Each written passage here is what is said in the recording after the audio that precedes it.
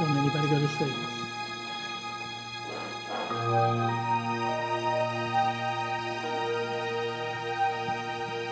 Tim's coming back in.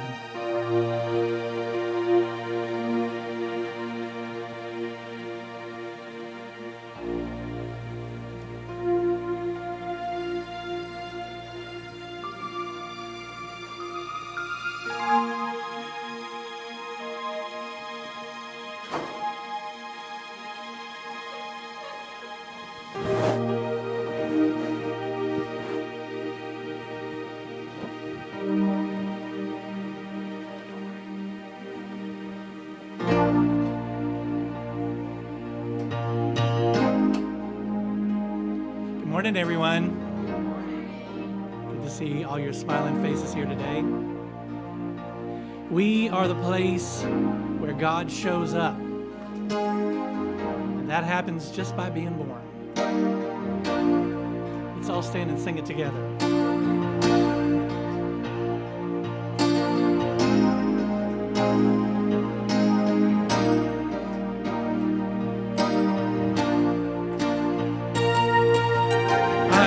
Place where God lives, moves and breathes and has its being. I am the place where God shows up.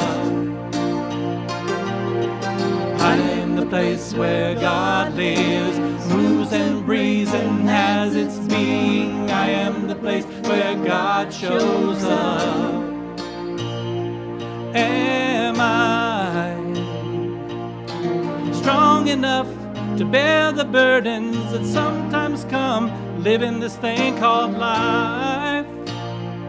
Am I wise enough to make the right decisions when I'm staring at the fork in the road? Sometimes I wonder and ponder, only to realize I'm not alone, and there's nothing I have to do on my own, because I am the place where God lives, moves and breathes and has its being. I am the place where God shows up. I am the place where God lives, moves and breathes and has its being. I am the place where God shows up.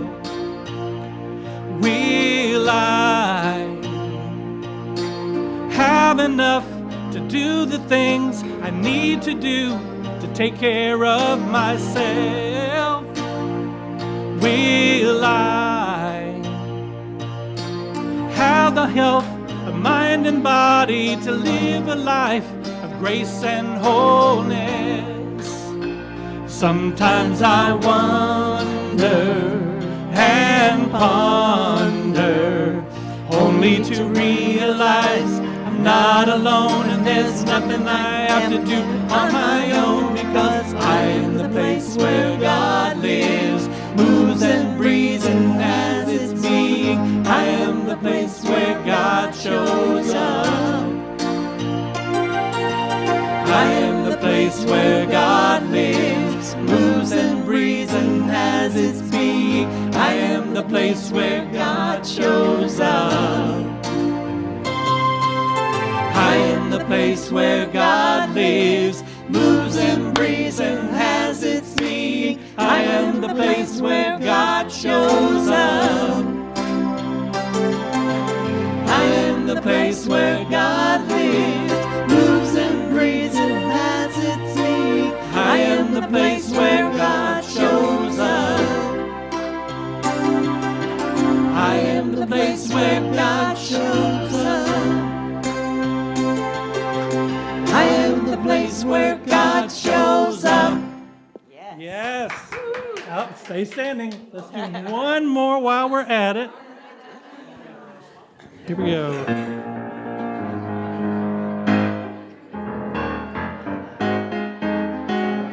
Let's switch the right sound here. Today's a rowdy day, all right. We are one.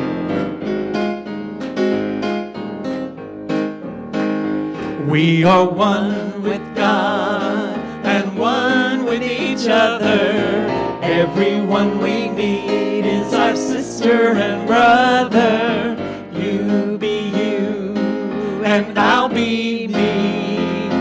We're all members of one family. Live in harmony, harmony. We are a part of all that we see. Harmony, harmony. We can be different and still live in harmony.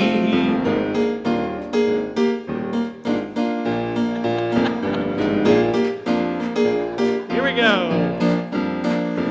We are one with God and one with each other.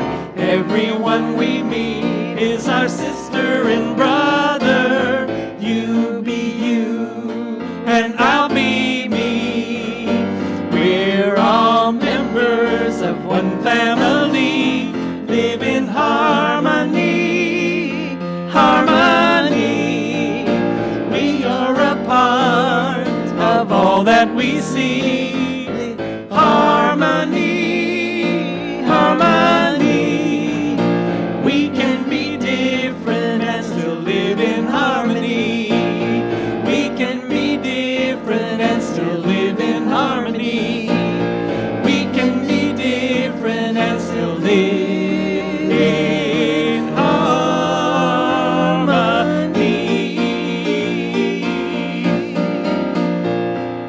All right. And that's what it's all about, isn't it? Welcome to Unity of Music City, everybody. We don't do this very often, but I want to do this today. I want to go over our vision, mission, and purpose statements. I'm going to try to work that in maybe once a month or so. For those of you who are new and want to know more about us, Unity of Music City has a vision to remember the universal presence alive in each of us. Our mission as an organization and our individual missions is that we create experiences for expanding consciousness and awakening infinite possibilities. And our purpose is to create a sacred space for authentic transformation. That's what we strive for every day in this spiritual community. So thank you all for being here. Yeah, Sherry. Let's do this. Oh, yeah, we'll do our vision statement. I'm skipping all over the place today. You're up. Next.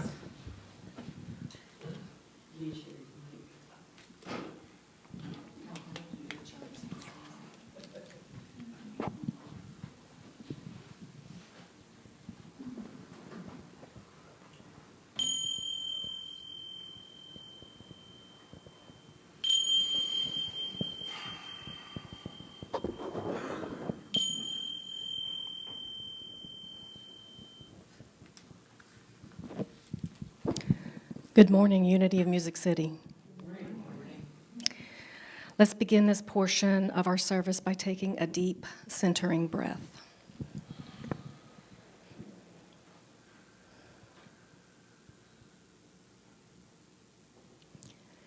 Today's centering statement is, peace is the highest spiritual outcome. In whatever situation we find ourselves in, we can be the living embodiment of peace. When we take time to breathe and realign ourselves with our highest self, we can feel the peace of God and bring that peace to those around us. By taking these simple steps, we can bring peace to our world.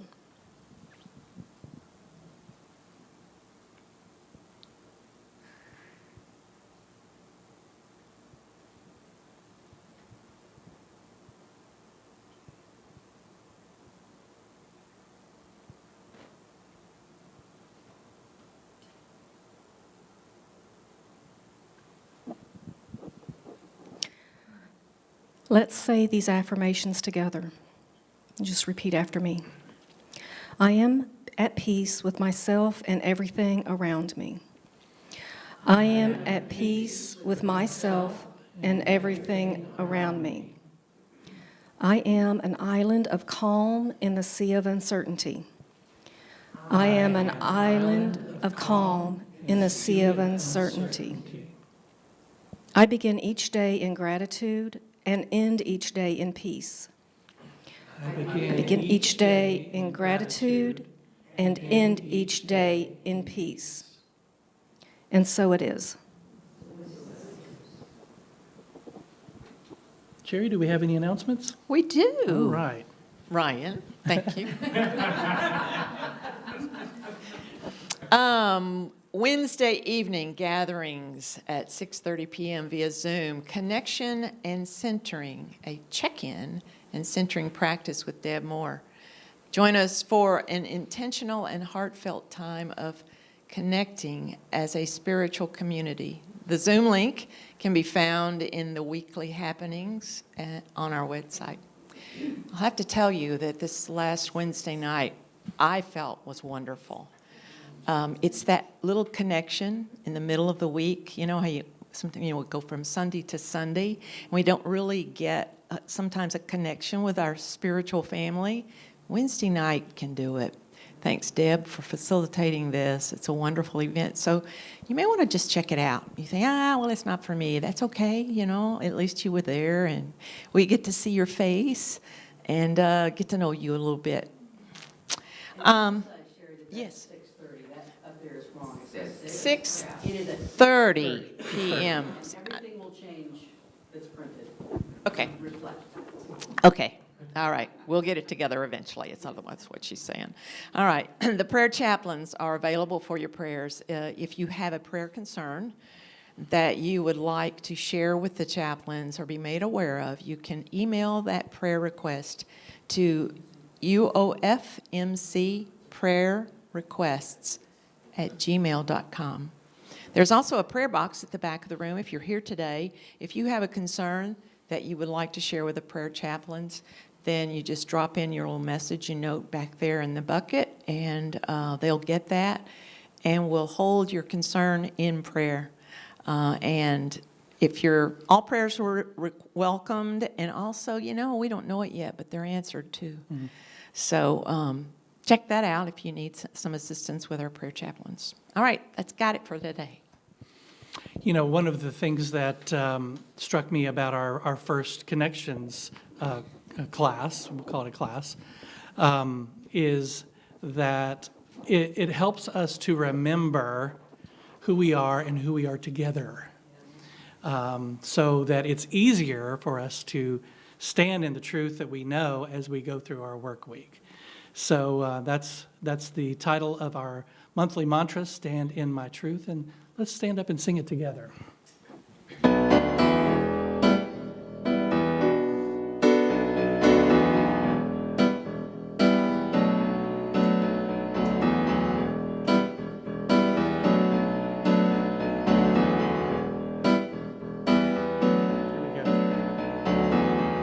I'm not gonna give in to this world's misery. I've learned a lesson that always sets me free. Any situation, the best thing I can do is to know who I am and let that light shine through. I'm gonna stand in my truth, stand in my truth. I'm gonna stand in my truth and let my troubles go. I'm gonna stand in my truth, stand in my truth. I'm gonna whisper a prayer to claim my power to make it so. Make it so. I will not get caught up in other people's stuff. Keeping my focus for me is quite enough. When I'm feeling cornered, I get still and breathe and remember who I am and all that I believe.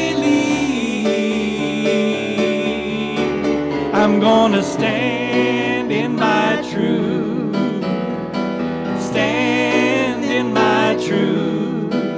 I'm gonna stand in my truth and let my troubles go. Troubles go. I'm gonna stand in my truth, stand in my truth. I'm gonna whisper a prayer to claim my power to make it so. Make it so. I'm gonna stand in my truth, stand in my truth. I'm gonna stand in my truth and let my troubles go. I'm gonna stand in my truth, stand in my truth. I'm gonna whisper a prayer to claim my power to make it so. Make it so. I'm gonna whisper a prayer to claim my power to make it so. Make it so. One more time.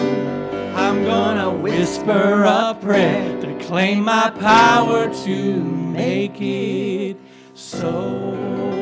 Make it so. Yes! Thank you, everybody. You may be seated.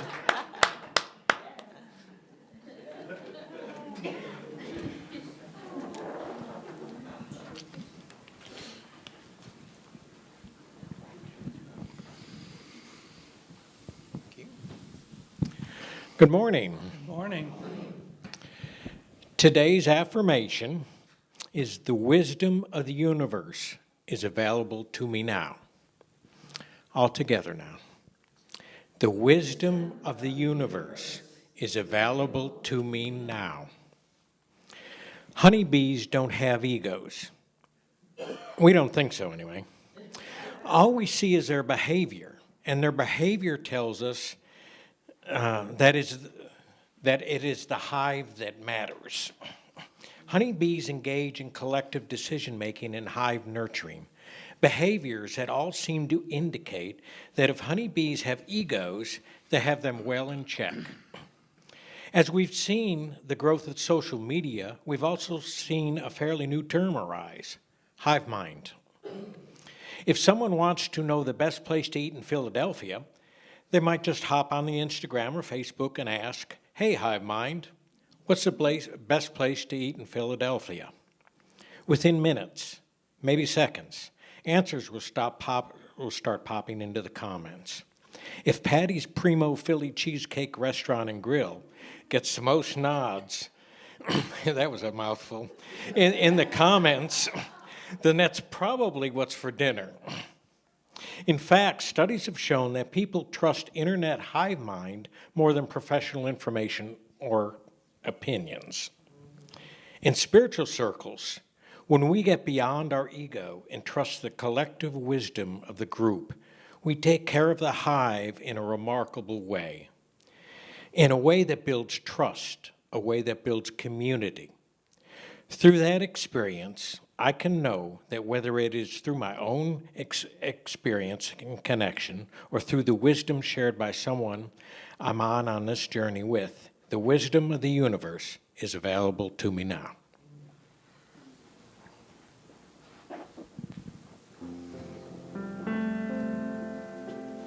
Sorry about that, Tom. Oh, that's right. So let's just take a moment and, let's just take a moment and be still together. Maybe close your eyes or stare at a place on the ground if that's more comfortable for you.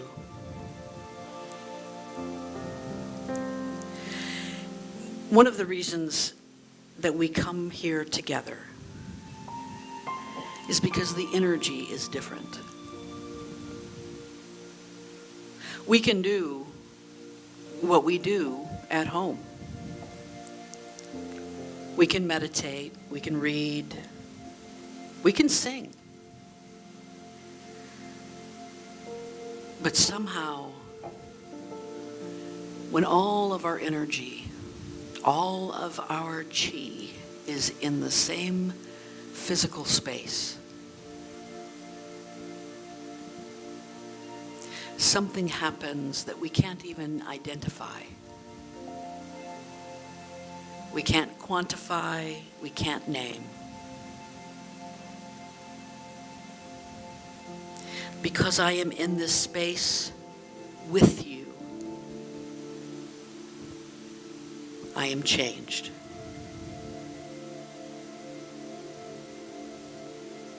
I am affected by the energy of you. And by choosing to come to a space like this, I know that the impact on my energy is one that uplifts me, enriches me, encourages me, comforts me.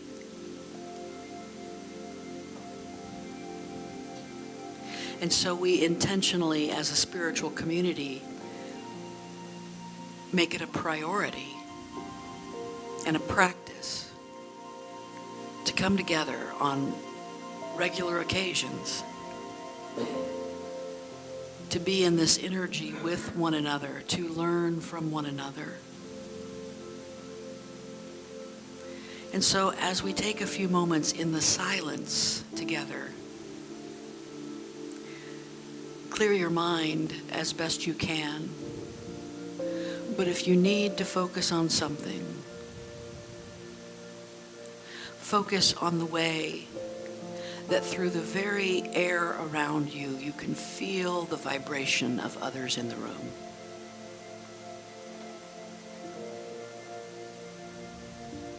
And recognize that they can feel yours. And be very intentional about the vibration that you send them. Let it be love. Let it be peace.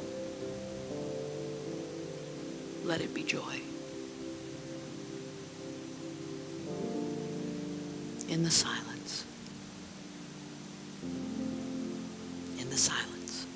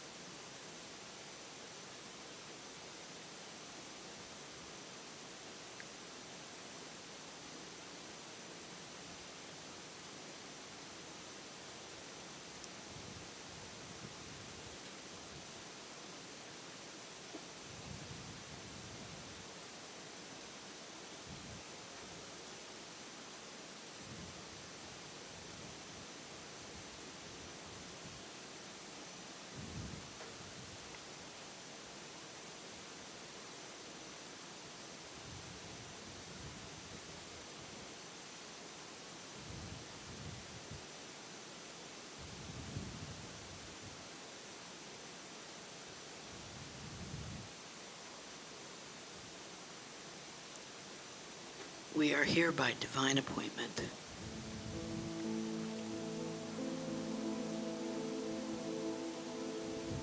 You kept a divine appointment to be here, and so did I.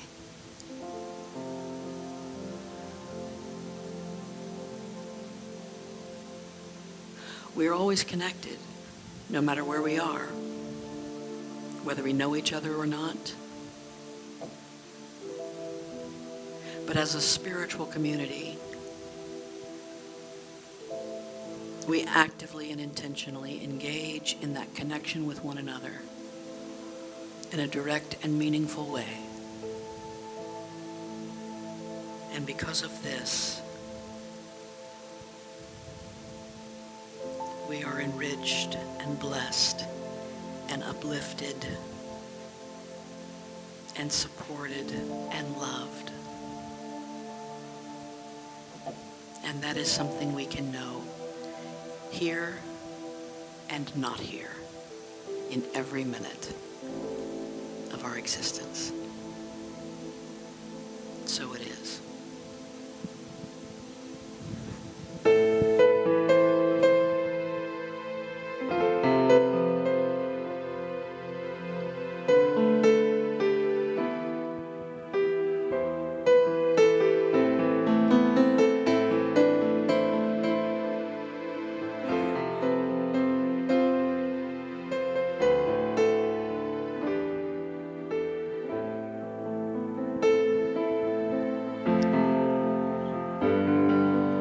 I am the heart, I am the hands, I am the voice of spirit on earth, and who I am, and all I do is a blessing to the world.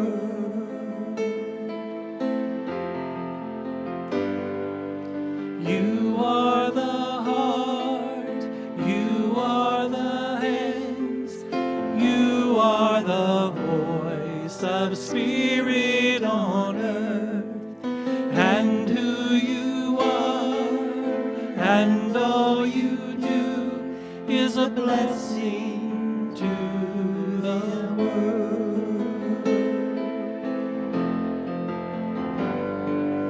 We are the heart, we are the hands, we are the voice of spirit on earth, and who we are, and all we do is a blessing to the world. I'm a blessing to the world.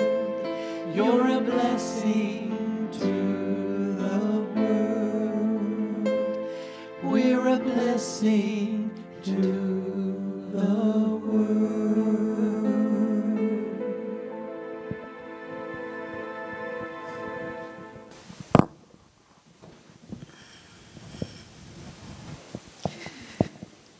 Well, I completely forgot what song we were singing after meditation, and that worked out beautifully, don't you think? I really love it. I'm so happy that when I come up here and stand and look around, that there are so many more of you here than there were at 11 o'clock. So I'm going to give you all a hard time. No, I'm not really. Y'all just show up whenever you feel guided to show up. It's a divine appointment. You are not late. Awesome. Hello, everyone. And by the way, I'm so glad you reminded me of that, Crystal, because I wanted to say something specifically to the people online this morning. If you are watching live, or if you watch this later, would you do me a huge, huge, huge favor, and would you just comment?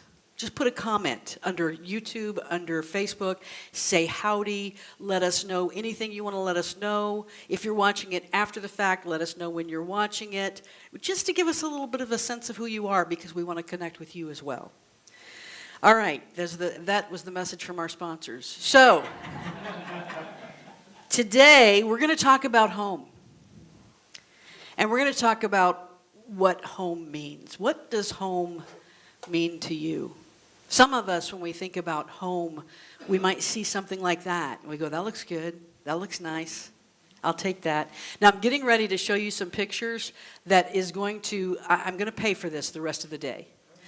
Because what's going to happen is Nikki Conley's going to go home and she's going to get on realtracks.com and she's going to look at houses all afternoon. Maybe home looks something like this for you. I would not turn that down. I just have to say, would not turn. Although I hope there's actually a fourth wall on the bathroom area, because there's not on the rest of this. Or maybe home looks like a nice little cottage at the end of a country road, a little gravel on the road.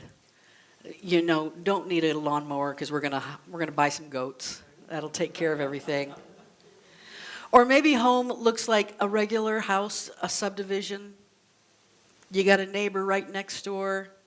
Maybe you're president of the homeowners association. You're the person I have to send an angry message to when you tell me what kind of fence I can put up? No, I'm kidding. Maybe home looks like a brownstone in Brooklyn. Now she's going to go home and look up Brooklyn brownstones, I'm here to tell you. Doesn't that just look like, I could just expect Pearl to lean out the window right there and start telling us what's going on in the neighborhood. And then inside, what is that house? Oh, I forgot this one, cottage, maybe a little witch cottage. I love that. Okay, I'm doomed. A little witch cottage like that. And what does that all look, what feels like home inside? Is it something like that? I want to step into that picture right there. I love that. If you ever are looking for me, look in this picture, because that's where I'll be. Maybe you're more like this, sleek white lines, right? Very crisp. That reminds me a little bit of my mother's house in high school. I had a friend over my senior year of high school. My mom had married my stepfather the year before, and now we had money, right? And so my mom had her dream house on the Denver Christmas parade of homes. I mean, it was the whole 9 yards. And then my friend walks in and she goes, I feel like I can't sit down. And I was like, it's just home, it's okay. But I understood that she did not feel at home in that space. She felt uncomfortable in that space. So maybe it's something like this. Maybe this would be a little bit more comfortable. You can sit and look out the window and read a good book or something like that. Or maybe you're a high-rise condo kind of person. I'd take any one of these. I got to be honest with you. I'd take any one of these. Laura Ingalls Wilder said, home is the nicest word there is. Wherever it is, wherever you've made your home, that's the nicest place in the world. What is it that makes a home? So, home for me is a place that feels comfortable and cozy. It's welcoming. It's the place I most want to be. I don't know if you know this or not. I'm a bit of an introvert. And I could stay cocooned in my house for weeks on end. Weeks on end. Like, I'll be honest with you. Okay, I hated the pandemic, but a little part of me loved the pandemic. I didn't like people getting sick. Okay, that part we could have done without. But those first 3 or 4 months was like, for me, not being ill was almost like a gift, right? I get to stay home. And I can use this excuse for everything, right? It is the place I want to be. It's the place where I feel most at ease. I sleep there. I eat there. I watch TV there. I binge watch shows that I wouldn't admit that I'm actually watching. Now, I would admit it. I am most authentically myself. It's the place where I have the most intimate experiences of my life. It's the place where I'm the most relaxed, right? I don't need to concern myself with how my hair looks, which obviously I don't really concern myself with that outside of the house either. I spend a lot more time in sweats and house shoes. There are very few rules I have to follow, and most of those they're all unwritten, right? The trash has to go out on Tuesday nights, and Nikki reminds me of that, and she usually takes it out half the time. She's smart enough to just have Alexa programmed to remind us every Tuesday night, every Tuesday at 5 p.m. in our house, it's time to take out the trash. So we don't have to remember that.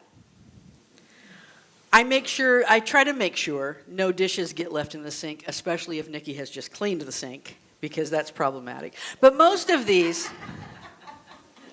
mowing season is coming. I'll be mowing once a week. But most of these are imposed on myself. It's me imposing things on myself, or they are agreements that Nikki and I have developed together to create a space that feels good for both of us. Safe and pretty and nice and wonderful.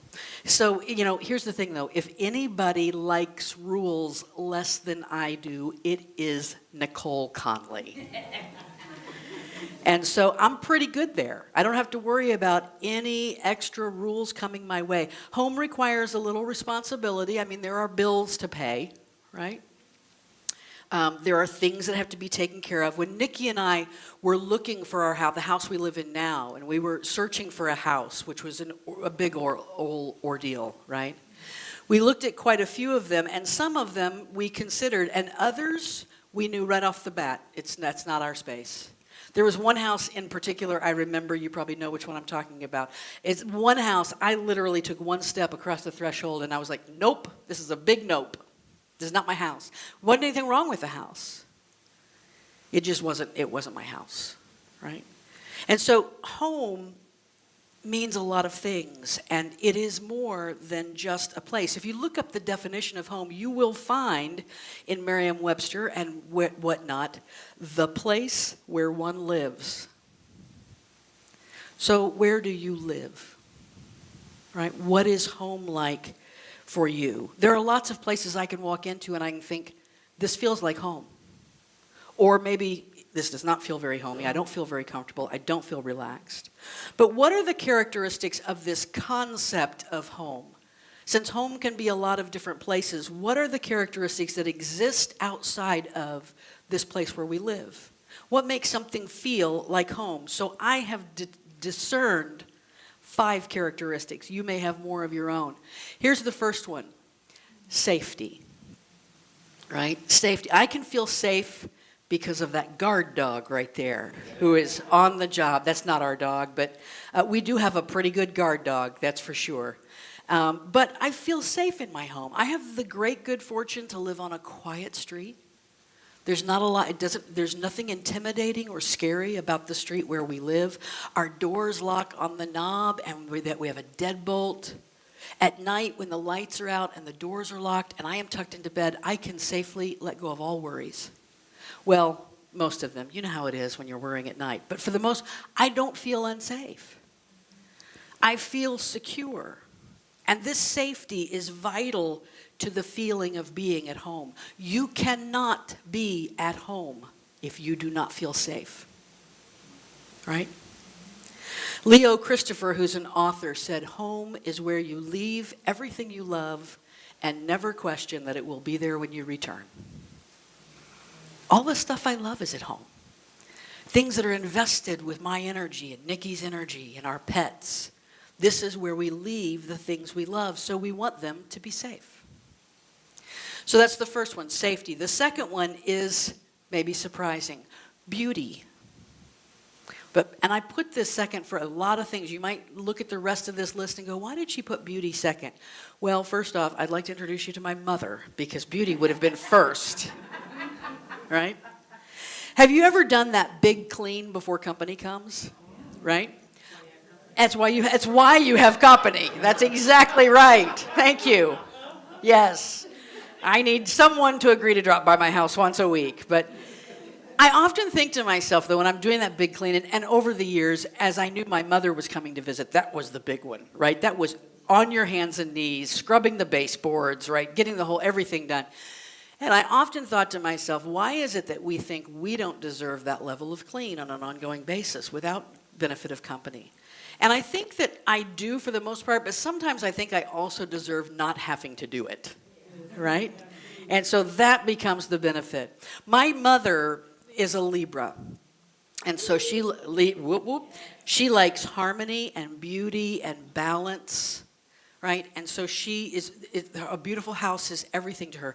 My mother had 2 extra commandments after the Big 10 that she followed. 11th was, thou shalt have a clean house. My Saturday morning alarm was the vacuum in my room at 6 a.m.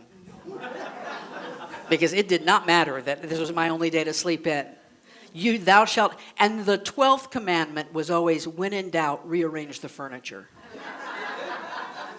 Because that will solve so many problems if you just rearrange the furniture. And I'm sure a feng shui expert would have a heyday with that right there. We spend money to make our environment beautiful. Nikki and I, we're getting new carpet in our bedrooms pretty soon, and that's a big old check to write. But it matters to us.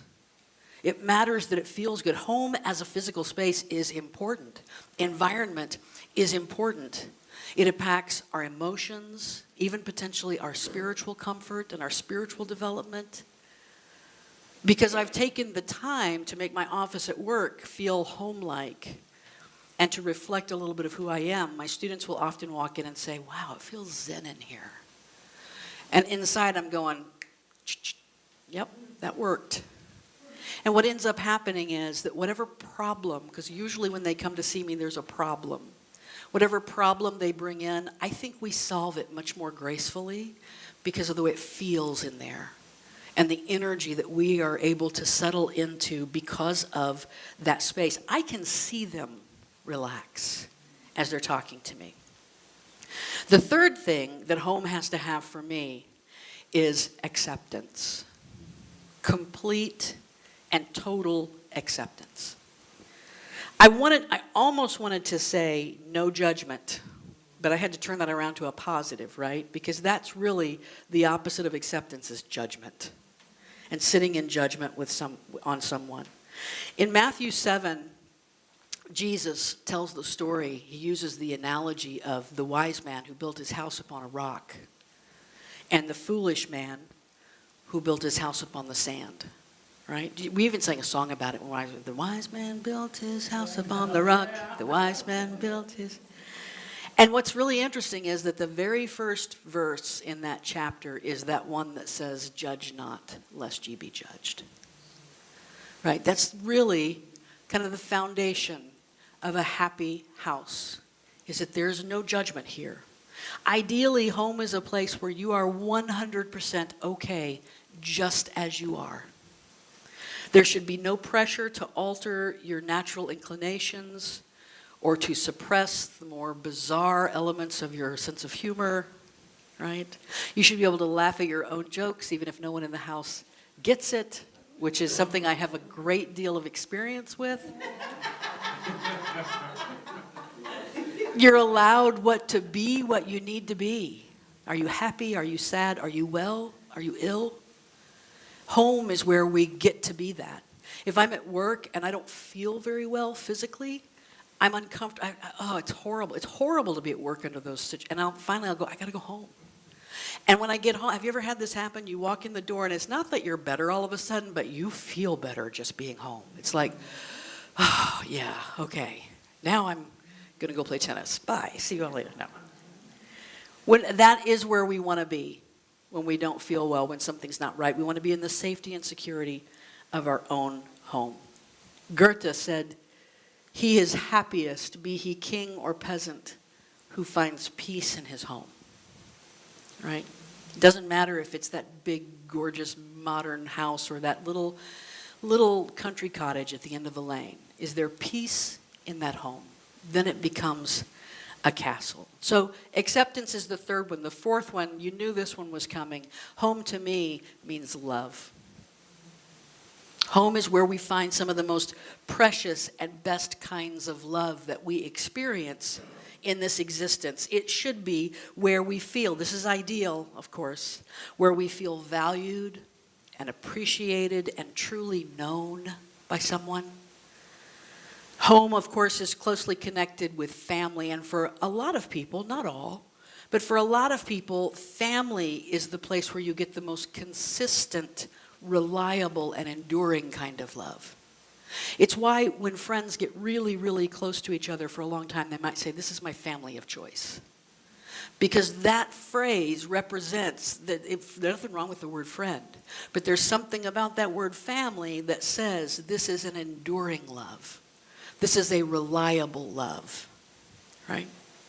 Now, this isn't true for everyone, of course, for a great many, but for a lot of us, with each passing year, we see more and more the importance of family. Those are those people who never go away, who you can't get rid of, right? Family are the friends you can't get rid of. So home is connected with two of our most valuable types of love, that romantic, partnered, marital love, and that family love. Those are born at home. Peter Buffett is the youngest son of Warren Buffett, and he's a musician, by the way, and he said it didn't matter how big our house was. It mattered that love, there was love in it, right? And so, and if you remember, I don't know if you've ever read anything about Warren Buffett, but he very famously stayed in a modest home. He never built a big mansion or anything like that. One of my favorite Warren Buffett quotes is, the only thing better than having a boat is having a friend who owns a boat, right? And so he didn't have to have all these trappings. He raised his, no matter how wealthy he became, he raised his family in a modest home. And he raised children who grew up and said there was love there. And that was what mattered. It didn't matter that we had no financial worries. It mattered that there was love there. So that's the fourth thing. Here's the fifth thing, very closely tied to love for me is, well, I just like that picture. Don't you like that picture? That picture both thrills me and frightens me at the same time. Trust, right? You have to have trust. So over the years of trying to determine what love is, do y'all remember those days when you were in high school or early in your 20s and you would go through these kind of like academic, these exercises? So what is love? Define love. Did y'all ever do that, or was it just me? Just, okay, some folks did. Okay, great. What is it? And so over all these years of trying to determine what love is, I have come to the belief for myself that the foundation of love is absolutely trust. Right? You can love someone you don't trust. It's possible. It is possible to love someone deeply that you don't, maybe a family member has done you wrong. And you're not going to trust, you're not going to leave your purse around them, but you love them. Right? You love them enough to draw a boundary with them. You don't trust them very well. But I have to say that it changes the love when there's not trust there. Right? If you are in a relationship with someone you can't trust, the love changes. I'm going to admit something to you. This is Confession Sunday. I know you're going to be shocked to hear this. Don't tell anybody, okay?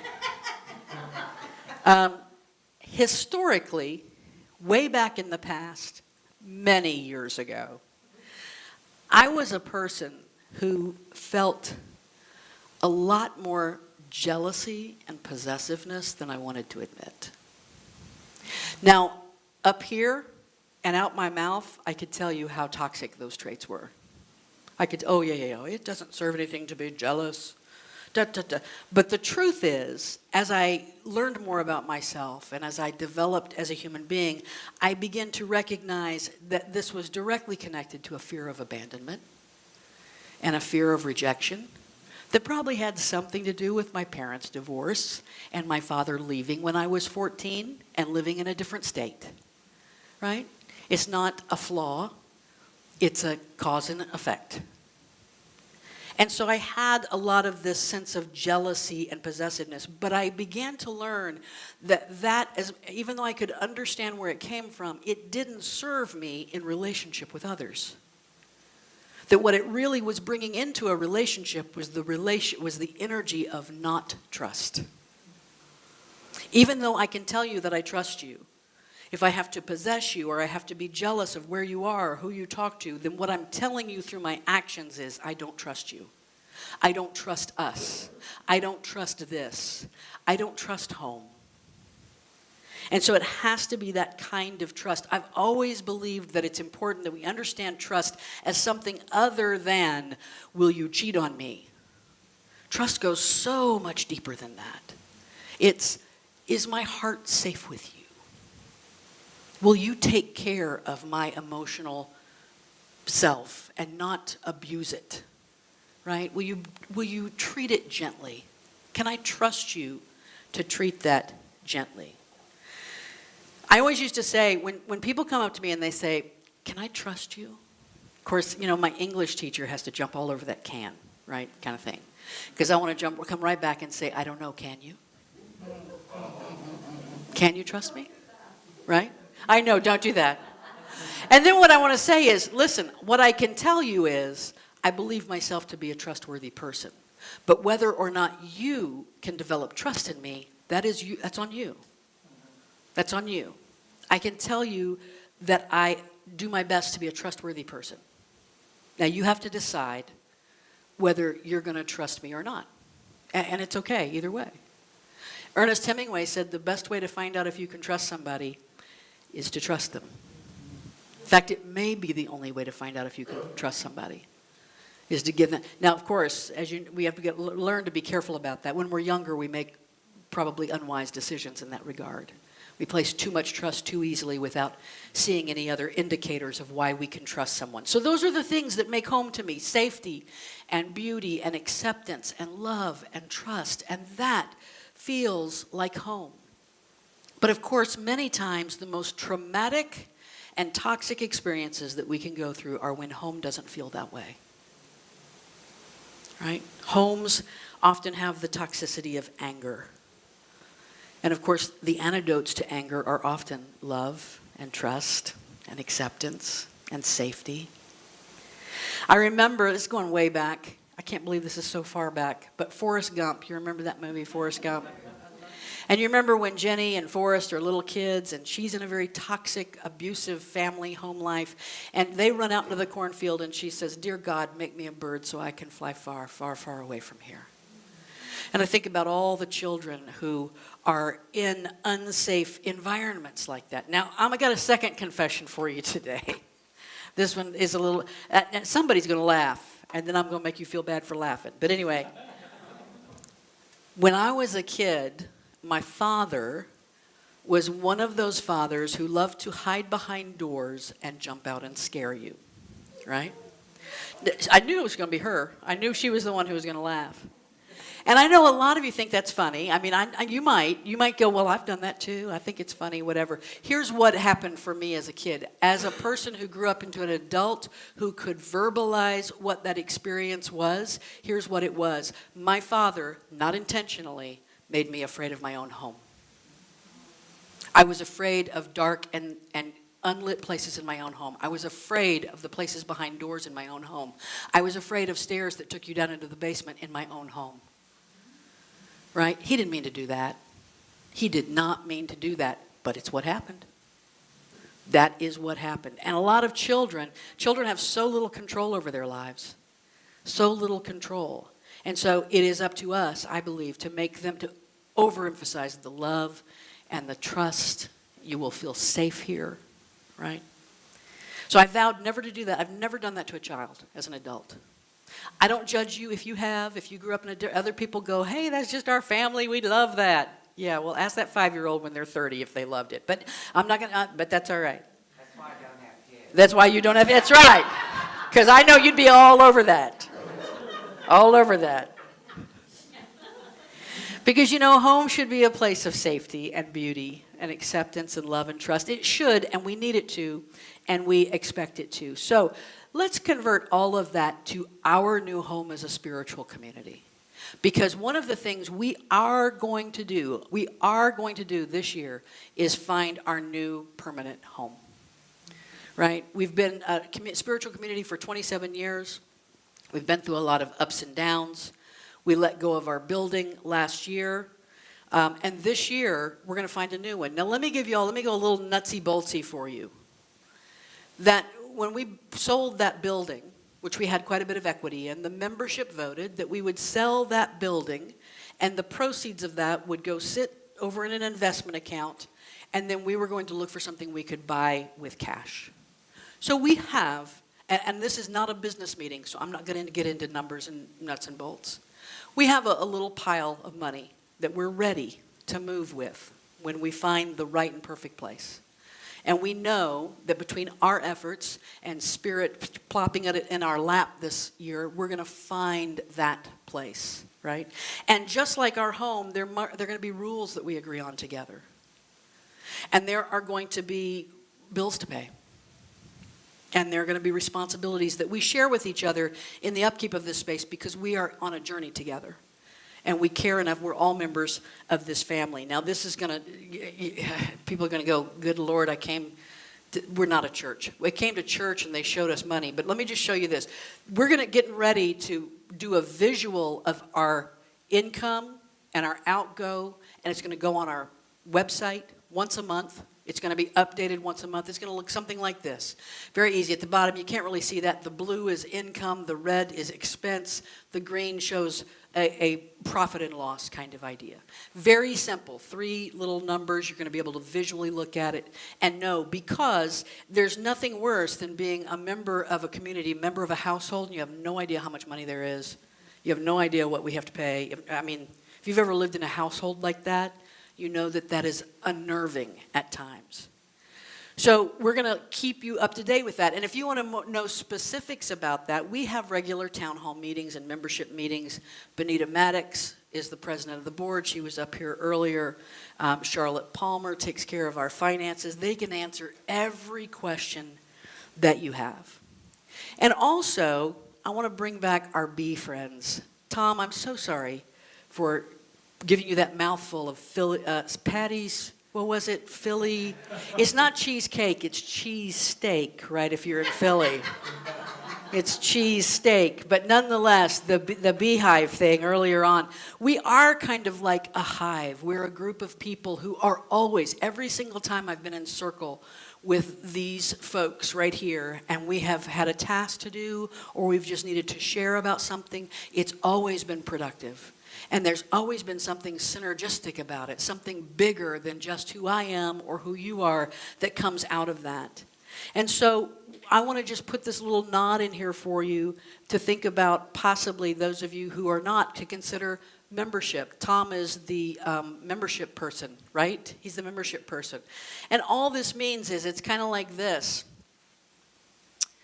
If you have a person, being a member is like joining the family and not just being a roommate, right? And so that's kind of the idea. It's like joining the family. It gives you voting privileges. It helps you become an integral, intentional part of deciding what this new home will look like. Will it be a house that we convert? Will it be a warehouse space? Will it be a traditional kind of church space? We don't know. We don't know. But we know what has to be a part of it. We know that this new home has to have safety. Right? It has to be a safe place.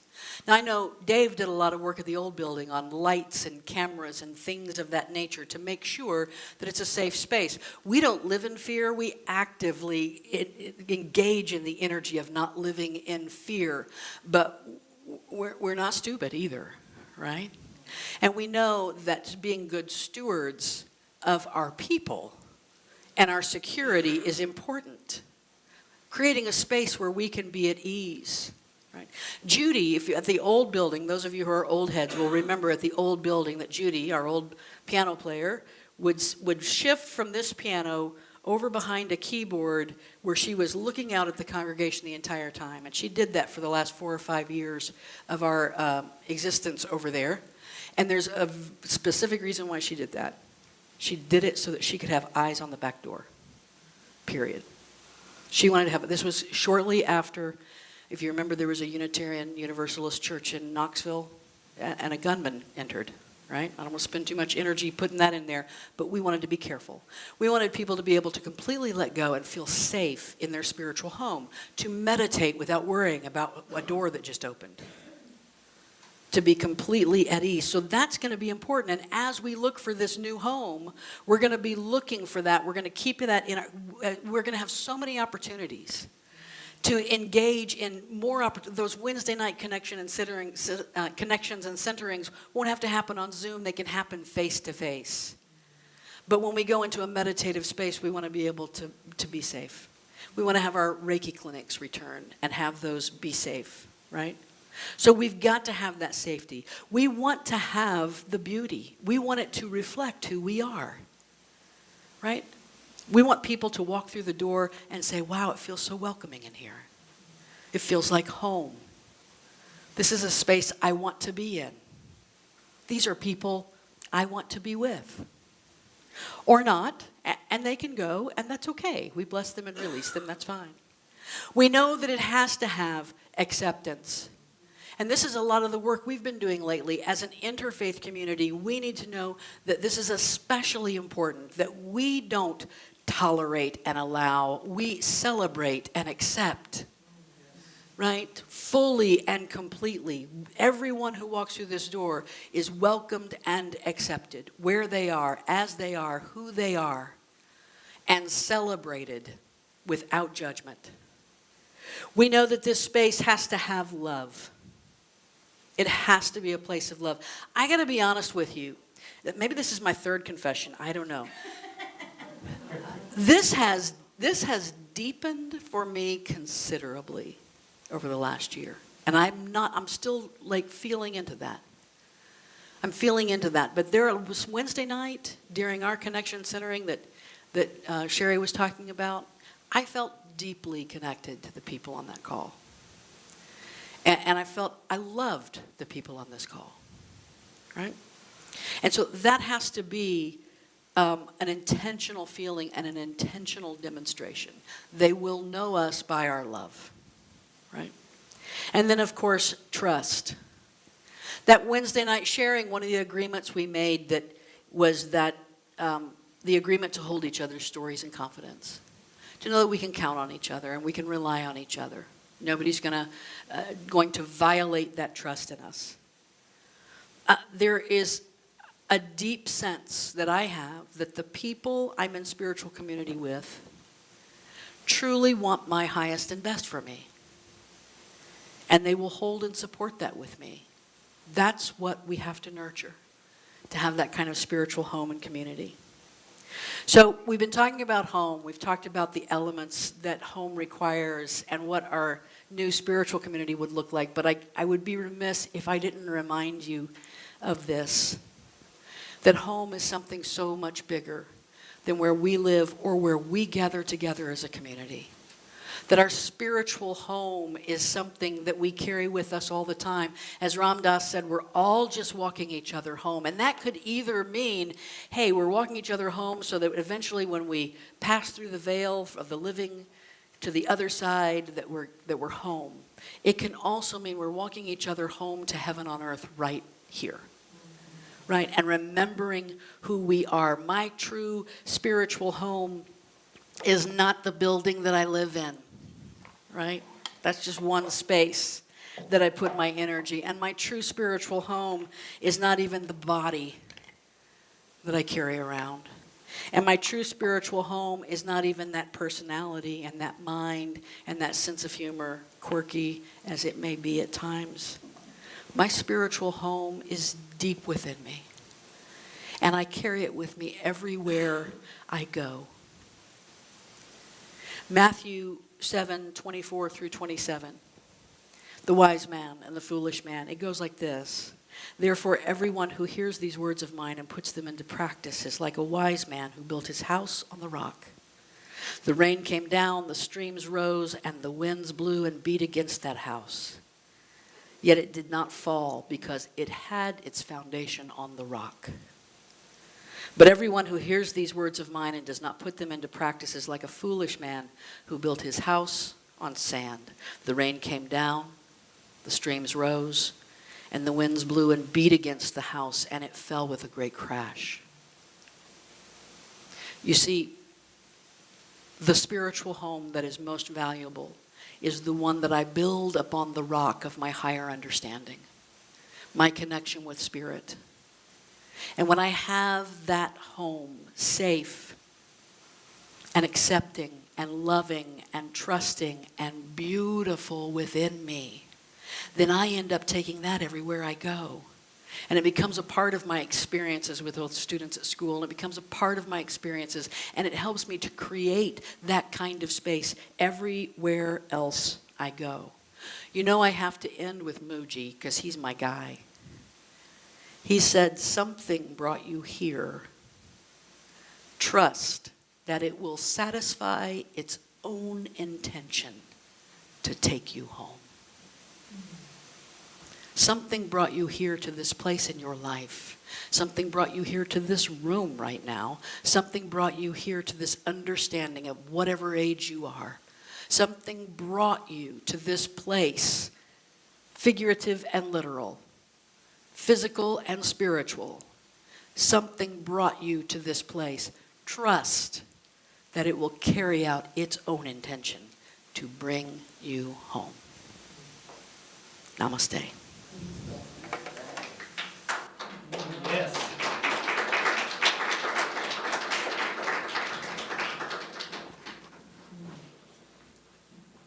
My goodness. And I want to say thank you all for being here.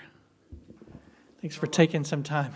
Thanks for taking, especially you, my sweetheart. Want to remind everybody that there are so many ways to give back to this spiritual community. You can give of your time, your talents, your treasure. We need all of them. If you have one, that's good. If you have all three, that's awesome. We have a few different ways for you to give of your treasures. The QR code there will take you to, is that PayPal or is that the website? PayPal. PayPal is the website. The red bucket there is for your papers and automatic bank draft if you are forgetful like me. And you can also sign up for Unity of Music City on Amazon Smile, Kroger, or the Kroger Rewards card. So let's say the affirmation for our offertory blessings together. Divine love flowing through me blesses and multiplies all that I give and all that I receive. And we're grateful for all of that. So sing with me. I am grateful for another day of living. I'm grateful for a new chance to forgive. I'm grateful to receive life's many blessings. And I'm grateful for the love I had to give. I am grateful for another day of living. I'm grateful for a new chance to forgive. I'm grateful to receive life's many blessings. And I'm grateful for the love I had to give. And I'm grateful for the love I have to give. Let's all stand up. Sherry, will you lead us in the prayer for protection? The light of God surrounds us. The love of God enfolds us. The power of God protects us. The presence of God watches over us. Wherever we are, God is, and all is well.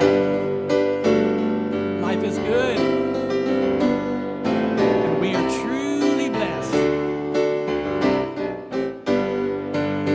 All is well. Life is good. We are truly blessed. All is well. Life is good. We are truly blessed. All is well. Life is good. We are truly blessed. All is well. Life is good. We are truly blessed. All is well. Life is good. We are truly blessed. All is well. Life is good. We are truly blessed. We are truly blessed. We are truly blessed.